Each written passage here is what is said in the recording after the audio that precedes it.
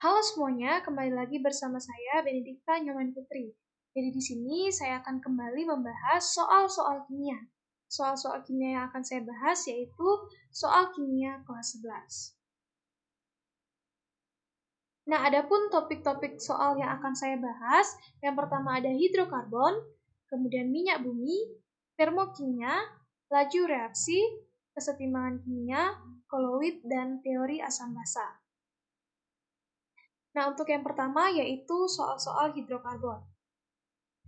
Nah, berikut ini yang merupakan isomer dari C5H12 adalah, perlu kita ingat kembali bahwa isomer itu memiliki rumus molekul yang sama, namun strukturnya berbeda. Nah, rumus molekul yang sama itu ditunjukkan dari jumlah atom C-nya yang sama. Nah, untuk mengetahui jumlah atom C-nya bisa kita lihat langsung dari option-option ini, di mana yang A yaitu dimetil pentana. Nah, pentana ini kita ingat kembali bahwa C-nya adalah 5. Kemudian metil itu 1 karena CH3, sedangkan di sini adalah 2. Sehingga C5 ditambah C2 yaitu 7. Berarti salah. Kemudian yang ke B. Di sini ada metil pentana. Nah, metil pentana berarti C5 dan C1, jadinya C6, maka tidak sesuai dengan C5 ini. Maka yang B salah. Kemudian yang ke C, metil pentana. Metil pentana ini sama seperti yang tadi, bahwa C-nya adalah 6, maka ini adalah salah. Kemudian yang ke D, yaitu metil butana. Nah, butana di sini perlu kita ingat bahwa butana adalah C4, sedangkan metil adalah 1, sehingga C di sini adalah C5. Maka jawaban D adalah jawaban yang benar. Sedangkan kita lihat lagi yang E. Nah, di sini ada butana, yaitu C4. Sedangkan di metil berarti C2, maka C-nya ada 6. Maka yang benar adalah D, yaitu 2 metil butana. Oke, soal selanjutnya yaitu perhatikan reaksi berikut ini. Ada CH4 ditambah Cl2 menjadi CH3Cl ditambah HCl. Nah, reaksi di atas adalah jenis reaksi. Nah, bisa kita lihat bahwa reaksi ini adalah reaksi penggantian di mana Cl itu akan menggantikan satu atom H. Nah, bisa kita lihat ya, kita gambar terlebih dahulu strukturnya, di mana di sini CH4, kemudian ditambah dengan Cl2, menghasilkan CH3Cl ditambah HCl. Nah, Cl di sini, Cl2 itu akan menggantikan atom H pada CH4, sehingga hasilnya adalah CH3Cl, karena sudah digantikan, sedangkan Cl-nya ini digantikan oleh H, sehingga hasilnya HCl. Sehingga jika terjadi reaksi penggantian, maka disebut sebagai A, reaksi substitusi. Oke, topik yang kedua yaitu minyak bumi. Nah, di bawah ini yang menggambarkan struktur isooktana adalah, untuk struktur isooktana ini dapat kita gambarkan seperti ini. Nah, kemudian namanya yaitu 2,2,4-trimetilpentana, atau yang disebut dengan isooktana. Oke, dari kelima option ini yang mana? Nah, yang D ya, Nana, di mana bisa kita lihat CH3-nya ada 3. Ya, CH3-nya ada 3, kemudian ada C, kemudian ada CH2, kemudian ada CH, kemudian CH3-nya ada 2, sehingga jawabannya yang B. Oke, selanjutnya, pernyataan di bawah ini yang benar adalah, jadi yang benar adalah yang C, anak-anak. Mengapa? Karena nilai oktan itu terdiri dari senyawa isooktana dan N-heptana. Nah, karena nilai oktannya ada 92, maka 92 ini adalah senyawa iksooktana, sedangkan 8 sisanya yaitu 8% adalah senyawa N-heptana. Jadi jawabannya yang C. Oke, selanjutnya yaitu topik termokimia. Nah, perhatikan reaksi berikut ini. Pernyataan yang benar tentang reaksi endoterm. Nah, dari reaksi-reaksi ini, di mana bisa kita mengetahui bahwa reaksi itu adalah endoterm? Bisa kita lihat satu-satu. Nah, reaksi pertama ini adalah reaksi pembuatan tape. Di mana reaksi pembuatan tape itu dia akan menghasilkan panas. Nah, maka jika menghasilkan panas itu berarti reaksinya bersifat eksoterm. Kemudian yang kedua, Ini adalah reaksi pembakaran. Mengapa reaksi pembakaran? Karena dia membutuhkan oksigen. Sehingga reaksi pembakaran itu berarti dia menghasilkan panas. Tidak eksoterm, salah ya. Kemudian yang ketiga. Nah, ini merupakan H2O menjadi uap air. Nah, karena dia menghasilkan uap air, maka ia membutuhkan panas. Sehingga jika membutuhkan panas disebut sebagai endoterm. Kemudian yang keempat. Nah, ini sama seperti yang kedua, karena dia membutuhkan oksigen, maka ia merupakan reaksi eksoterm yang akan menghasilkan panas. Dia merupakan reaksi pembakaran. Nah, kemudian yang selanjutnya yaitu H2O padat menjadi H2O liquid. Nah, ini sama ya seperti nomor 3, sehingga dia membutuhkan panas, disebut dengan endoterm. Maka reaksi yang benar tentang endoterm yaitu 3 dan Oke, selanjutnya yaitu perhatikan bagan perubahan entalpi berikut. Nah, bisa kita lihat kemana arah panahnya. Arah panahnya itu ke bawah. Sehingga jika arah panahnya ke bawah, maka produknya ada di bawah. Produk di sini adalah CuS ditambah H2O dalam bentuk gas. Sedangkan reaktannya adalah CuO ditambah H2. Sehingga bisa kita lihat ya dari bagan ini bahwa reaktannya itu lebih besar daripada produk. Nah, karena reaktannya lebih besar daripada produk, maka reaksi itu bersifat eksoterm. Karena perubahan entalpinya akan menghasilkan nilai negatif. Sehingga eksoterm ini jawabannya yang D. Reduksi CuO oleh gas hidrogen ini merupakan reaksi eksoterm karena H awal yang merupakan reaktan itu lebih besar daripada H akhir merupakan produk, sehingga delta H-nya jika dikurangkan itu hasilnya. Oke, selanjutnya yaitu topik laju reaksi. Nah, soal pertama, setiap kenaikan suhu sebesar 10 derajat Celcius mengakibatkan suatu reaksi berlangsung 2 kali lebih cepat. Nah, jika reaksi terjadi pada suhu 20 derajat Celcius berlangsung selama 40 menit, maka lama reaksi pada suhu 60 derajat Celcius selama berapa menit? Nah, kita tulis dulu ya yang diketahuinya. Di sini ada 10 derajat Celcius, itu reaksinya berlangsung 2 kali lebih cepat. Kemudian untuk suhu 20 derajat Celcius itu berlangsung selama 40. Nah, untuk suhu 60 derajat Celcius berlangsung selama berapa? Nah, rumus yang kita gunakan yaitu T2 sama dengan 1/2N dikali T1. Mengapa 2? Karena dia berlangsung 2 kali. Jika 3, kita tulis 3 di sini N. Untuk mencari N-nya, kita bisa mengurangkan T2 dikurang T1 dibagi 10, karena dia pada suhu 10 derajat Celcius. Sehingga N di sini adalah 4. Lalu kita bisa mengerjakan bahwa T2-nya yaitu 1/2 pangkat 4 kali 40, itu 2,5. Terakhir, untuk soal laju reaksi. Pengaruh luas permukaan akan mempercepat laju reaksi sebab yang pertama bisa kita lihat akan mengakibatkan turunnya energi aktivasi. Ini salah ya. Kemudian yang kedua, energi kinetik partikel-partikel yang bereaksi meningkat. Nah, ini juga salah. Kemudian dalam reaksi kimia, luas permukaan berperan seperti katalis.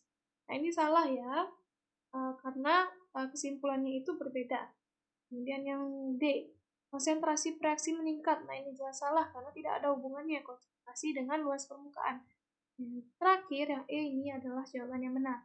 Karena semakin kecil luas permukaan, maka semakin banyak frekuensi partikel-partikel tersebut mengalami tumbukan. Sehingga semakin efektif tumbukan tersebut, maka laju reaksinya semakin cepat.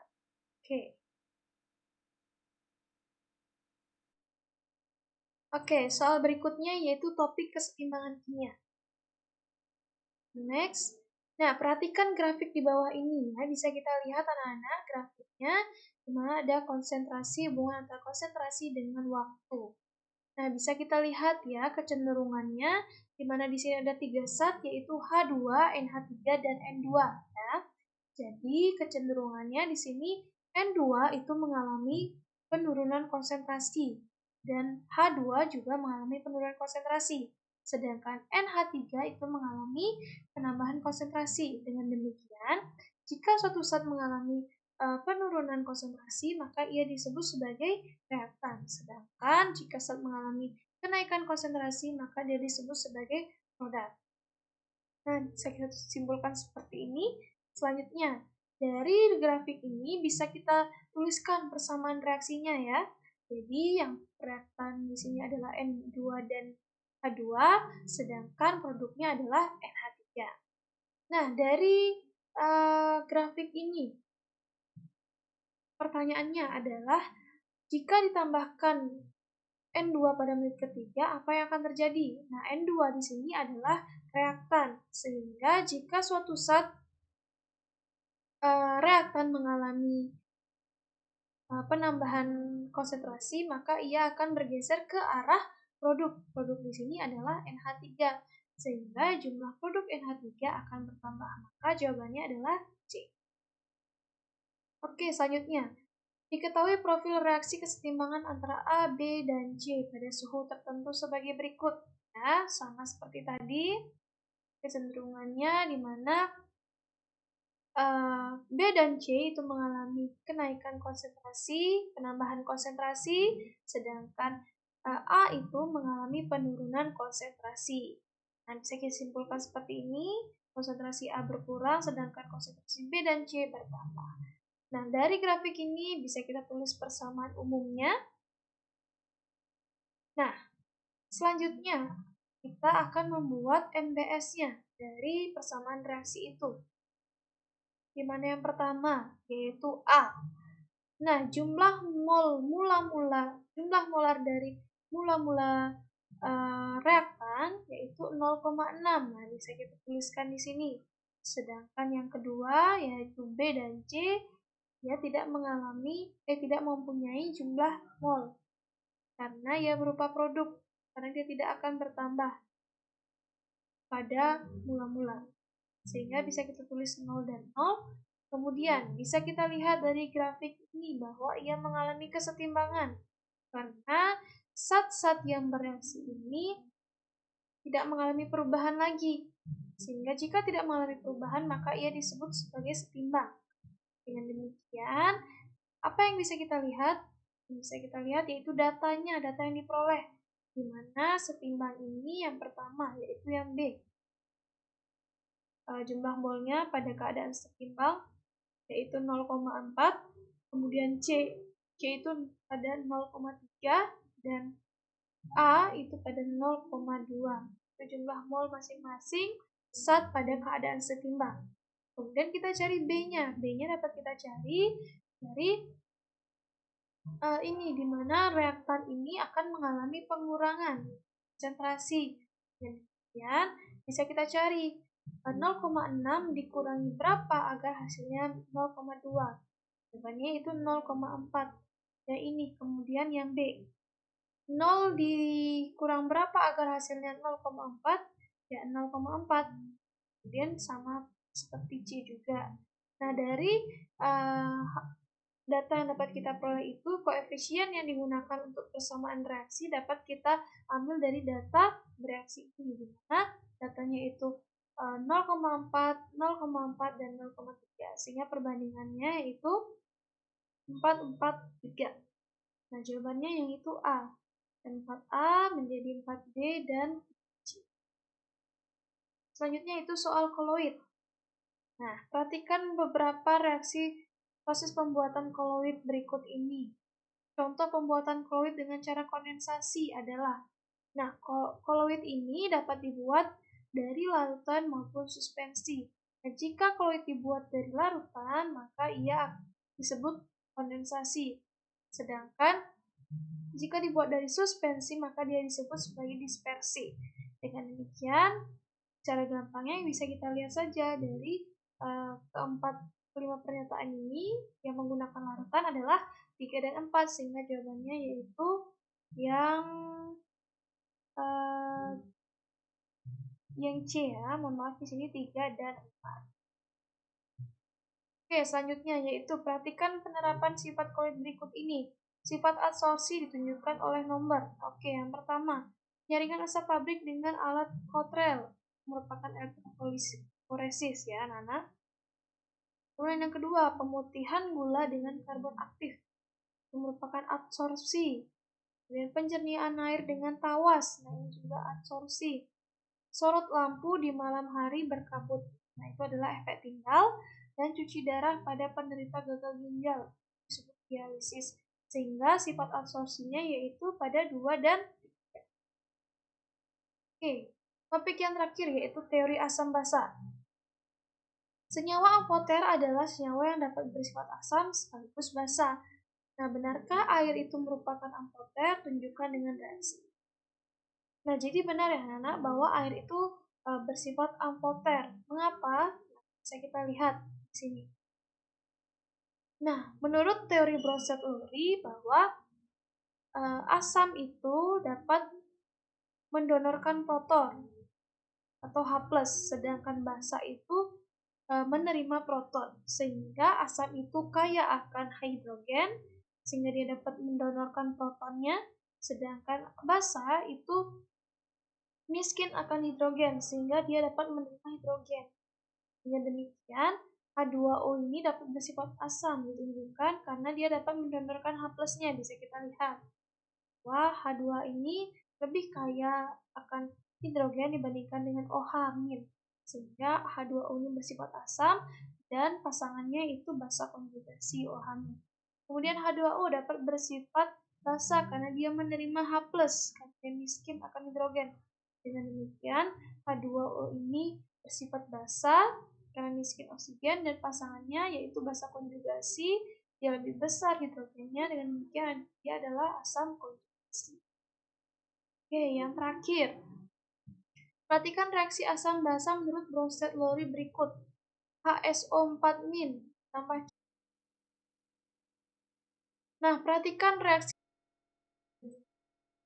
HSO4- ditambah CO32- menjadi SO42- ditambah HCO3-. Pernyataan yang tepat mengenai reaksi tersebut adalah, oke, nah ini merupakan teori dari Bronsted-Lowry, di mana seperti aku katakan tadi, yaitu asam itu sebagai donor H+, sedangkan basa sebagai akseptor atau penerima H+. Dengan demikian, asam itu kaya hidrogen, sedangkan basa itu miskin hidrogen. Nah, melalui reaksi ini, kita dapat pasangkan terlebih dahulu senyawa yang sejenis, namun yang berbeda itu hanya hidrogen, jumlah hidrogen saja.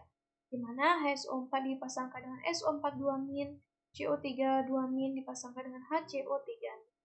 Nah, bisa kita lihat, HSO4- ini itu lebih kaya hidrogen daripada SO42-. Demikian dia sebagai asam dan pasangannya sebagai basa konjugasi.